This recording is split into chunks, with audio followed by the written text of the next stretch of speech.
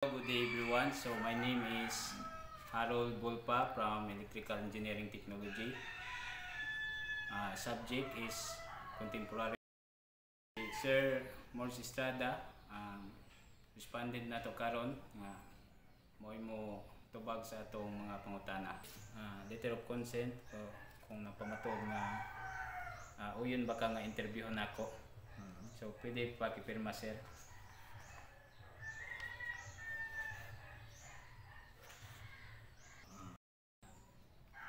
So, nalang ko'y gawin nga pangutana sir kung okay ra ba sa imo ha?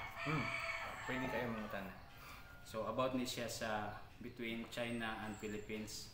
So, unsa may imong ma-comment o ma-istorya ni about sa isla nga giilugan sa Pilipinas? Unsa imong ma-comment? Wala ba ni time limit ang tubag? Okay. So actually ang international law nagisgot naman ginadaan nga na ay particular economic zone ang matag nasod. So kanang magipang ilugan nga isla sa China tungod man na sa ilang giingon nga the 9-dash line nakaroon nahimo ng 10-dash line na lakip ana ang Philippines ikinapiktuhan ang panginabuhi sa atong mga mangisdaay.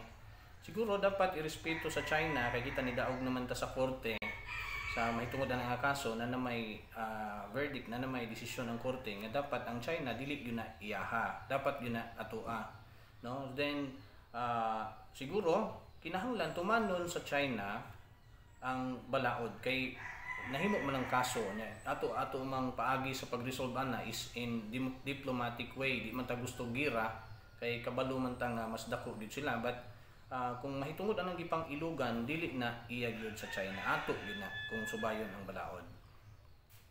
Sige sir, salamat. Sa ikaduha na ko nga pangutana, ang hinungdan sa ilang panaglalis. Unsa bagay mga kuha na? Actually kung imog yung tan-awon ang pinaka-cause, posible nga cause is siyempre ang directly speaking ang panaman ng pagpangilog nilang teritoryo. Pero kung ato yung tan-awon ang pinaka-cause na tungod kay ang China is dako siya nga nasod is dili kaya sa iyang exclusive economic zone nga buhion ang iyang katawhan kung kana lang dagat nga duol sa ila ang ilahang pagkuha panginabuhi. Nakita ni China kaya niya ibuli ang ubang gagmay nga nasod nang naghimo siya mga lakang nga iyang ang kunon bisan tong dili na iyaha. At the same time dapat kita as Filipinos dili man gid nato pwede alaw kay kinahanglan mabuhi pud ang ato ang side, ang atong mga mananagat. So kung ingana mao nay hinungdan since gusto sa China nga kuhaon ang atong area, then kita mobarog na gid ta kung unsay tinuod, unsay angay para sa atong katawhan, giprotektahan sa atong gobyerno ang atong mananagat. At the same time ang gobyerno sa China mangilog sa atong teritoryo, mao ginay pinakahinungdan nga nagbangi o naglalis o nagka-diferensya ang matag nasod. Ang para sa ako sa akong kaugalingong panlantaw is ang territorial nga pagpangangkon sa China tungod na kay dako ang ilang nasod, gamay lang ang ilang area sa ilang katawhan. May hinungdan nga nangilog sila dili na ilang area. Okay sir, salamat kay sa mga The issue between China and the Philippines center around territorial disputes in the South China Sea, particularly the Scarborough Shoal and Spratly Island. This dispute escalated significantly since the 2012 Scarborough Shoal stand up, prompting the Philippines government to file an arbitration case against China in 2013. The arbitration tribunal ruled in favor of the Philippines in 2016, concluding that China's claim to historic rights within the 9-dash line had no legal basis under the United Nations Convention on the Law of the Sea.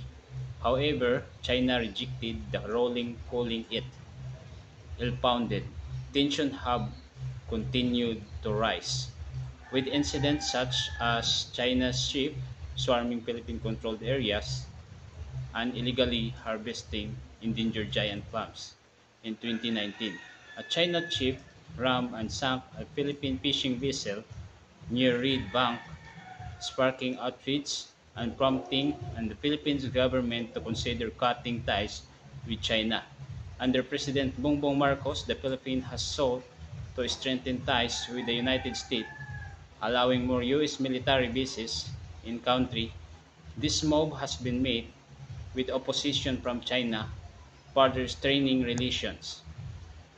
So, the territorial disputes, Scarborough Shoal and Spratly Island, this is the key areas of contention include maritime incident, Chinese ship, swarming Philippine-controlled areas, illegal harvesting of endangered species, diplomatic tension, rejection or arbitration ruling opposition to us, U.S. military presence, and economic interests, competition for resources, trade agreements, and investment.